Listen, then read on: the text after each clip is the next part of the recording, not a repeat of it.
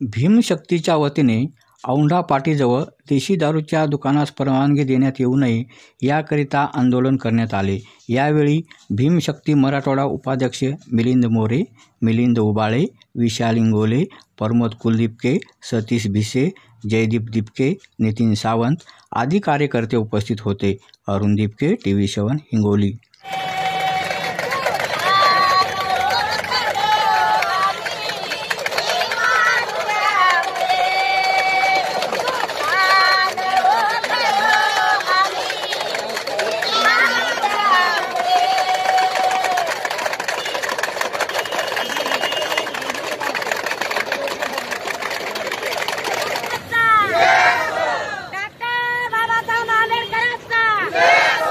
Mahatma Jyotiba फुलेचा